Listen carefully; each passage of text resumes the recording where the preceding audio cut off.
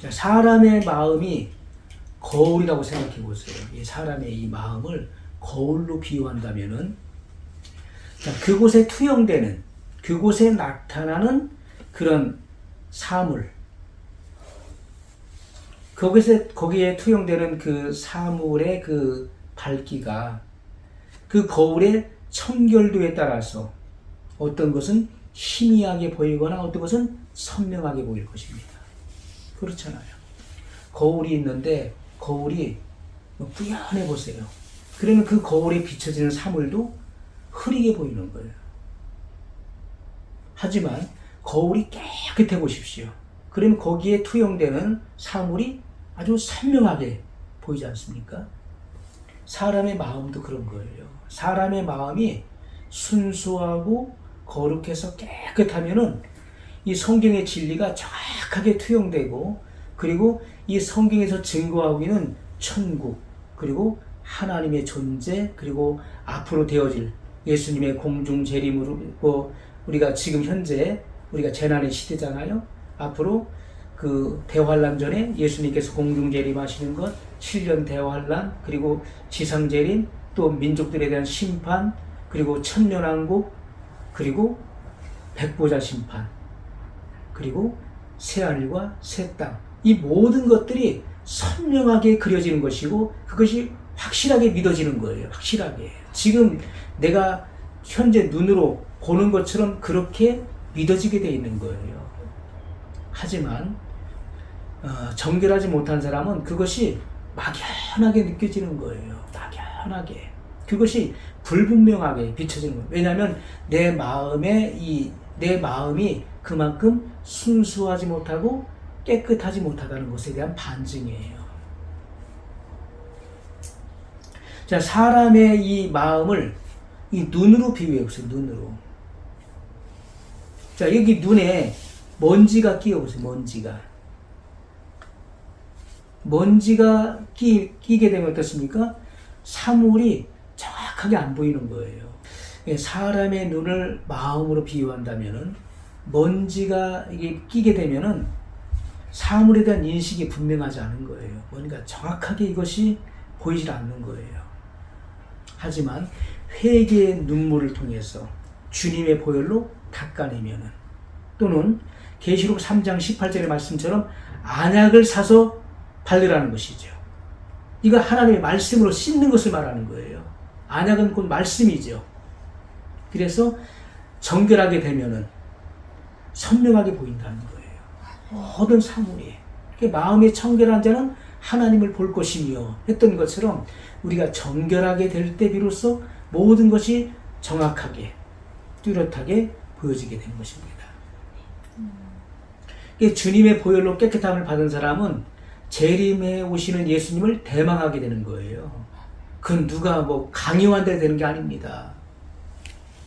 내 마음속에 자연스럽게 주님의 보혈로 씻겨져서 정결하게 되면은 주님을 사모하고 대망하게 된다는 것입니다. 왜냐하면 예수님은 광명한 새벽별이에요. 계시록 22장 16절 말씀을 보면,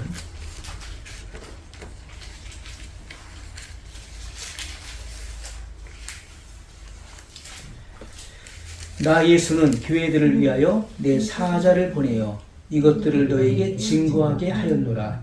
나는 다윗의 뿌리요 자손이니 곧 광명한 새벽별이라 하시더라. 아멘. 자, 예수님은 누구십니까? 광명한 새벽별이라. 이 새벽별이 뭐죠? 태양을 말하는 것이죠. 태양으로 비유된 것입니다.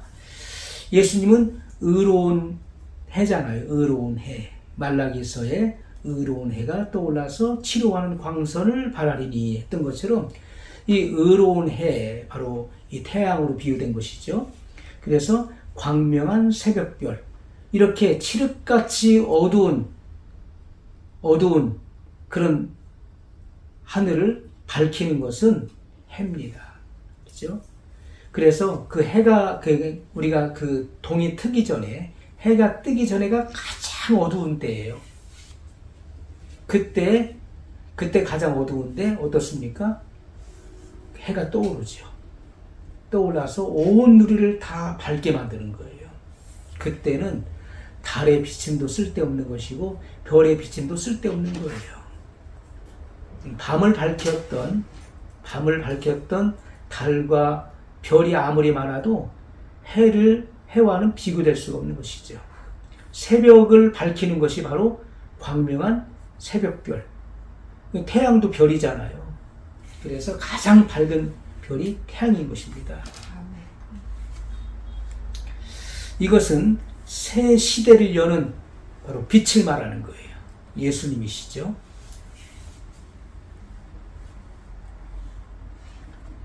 그래서 이렇게 새로운 시대를 여시는 예수님을 만나기를 사모하는 성도들은 주님을 경외하죠.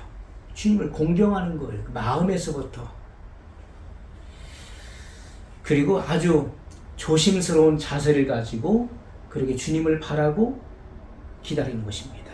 주님을 바라고 기다린다. 매일매일 주님을 생각하는 거예요. 매 시간마다 분초마다 주님을 잊지 않고 기억하는 것입니다.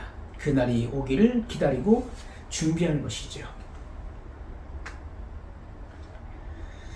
자, 그래서 성경을 보게 되면 창세기에서부터 마지막 요한계시록까지 이런 성결로 가득 차 있는 책인 것을 우리가 보게 돼요. 성경은 성결로 가득 차 있다. 우리가 주님의 말씀을 사모하고 그리고 이 진리에 대해서 줄이고 목마른 사람은요, 이 성경에 감추어진, 성경 속에 감추어진 보화들을 찾아낼 수 있는 거예요. 왜? 내가 지금 줄이고 목마른 거예요. 줄이고 목마르다. 줄이고 목마른 사람은 음식을 갈망하죠. 찾죠. 목마른 사람은 물을 갈망하고 물을 찾아 헤매잖아요. 우리가 이렇게 영적인 진리를 깨닫길 원하고 하나님의 말씀을 알기 원하고 이 성경 속에 감추어진 하나님의 속성과 하나님이 누구신지를 더 우리가 알기를 원하는 사람은 이 말씀을 통해서 하나님을 알게 된다는 거예요. 하나님 누구신지를 발견하게 된다는 것입니다. 그래서 물과 성령으로 거듭난 사람의 마음속에는 하나님을 알고자 하는 이 줄이고 목마른 그러한 마음이 부어지게 되는 것입니다. 그 본성, 거듭난 본성으로부터 그것이 나오는 거예요. 하나님을 알고자 하는 줄이고 목마른 그런 마음이 그 마음 속에 있는 것입니다. 그래서 마태복음 5장 6절에 보면 의에 줄이고 목마른 자는 복이 있나니 저희가 배부를 것이며, 우리가 진리를 찾고 요구하는 것을 만족하는 데까지 이르게 된다. 야, 이거구나. 이 말씀이 이렇게 풀어지는 것이구나. 이렇게 만족하게 된다는 거예요. 만족을 누리게 된다. 저도 그 같은 경험들을 참 많이 했습니다.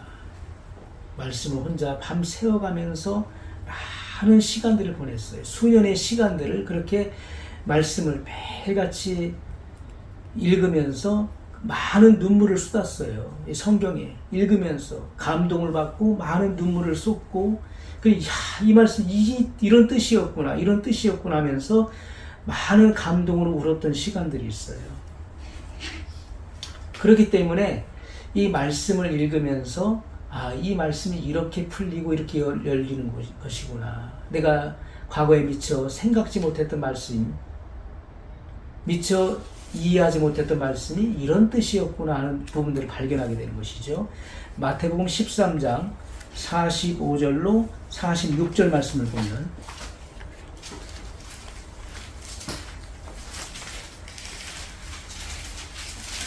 (13장) 45절로 46절. 또 천국은 마치 좋은 진주를 구하는 장사와 같으니 극히 값진 진주 하나를 만나네 가서 자기의 소유를 다 팔아 그 진주를 샀느니라. 아멘. 자, 이것은 예수님께서 이 비유로 하신 말씀이죠. 천국은 마치 좋은 진주를 구하는 장사와 같다는 거예요. 그런데 극히 값진 진주 하나를 만나네. 이 극히 값진 진주 하나를 만났다. 이것은 진리를 발견하는 일, 깨닫는 일을 말하는 거예요. 가서 이 진리를 발견하고 이 깨닫는 일, 가서 자기의 소유를 다 팔아 그 진주를 샀느니라. 이것은요, 이 진리를 깨닫고 그 진리를 내 것으로 만드는 그 일을 내 것으로 만드는, 내 것이 되게 하기 위해서 그 어떤 대가도 지불할 각오를 갖는 것을 말하는 거예요. 어떤 희생과 대가를 치르더라도 그 말씀이 내 것이 되도록 하는 것을 말하는 것입니다. 내 것을 만드는 거예요. 그래서 우리가 하나님 말씀은 이해하고 깨닫는 것을 그치면 안 돼요. 그 말씀을 적용하는 일에 치중해야 된다는 것입니다. 말씀이 적용된다는 것은 곧 그 말씀이 내 것이 되도록 해야 된다는 거예요.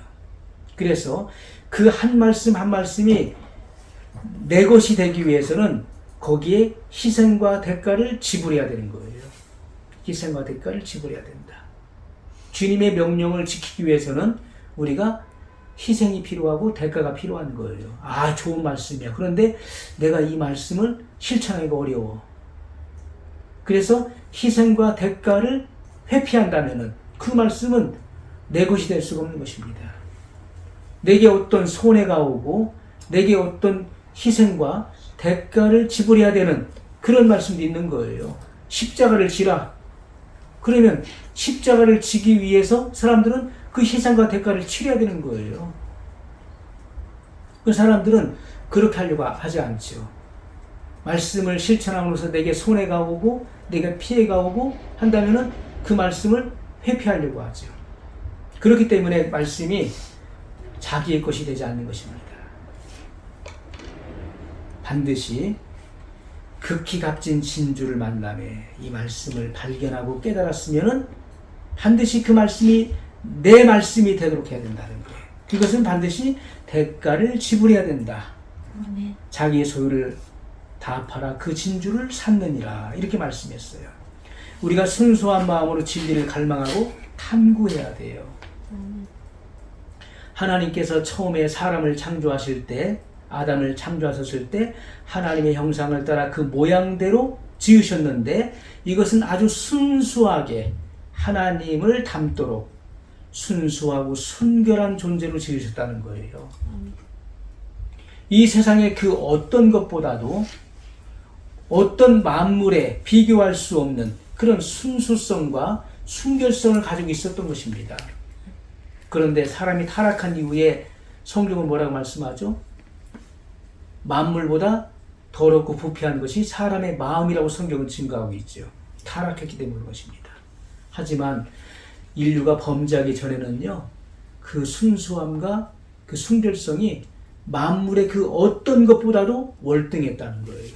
가장 순수하고 순결한 것이 사람의 마음이었다는 거예요. 이 순결한 마음, 순수한 마음은 돈 주고 살 수 없는 거예요.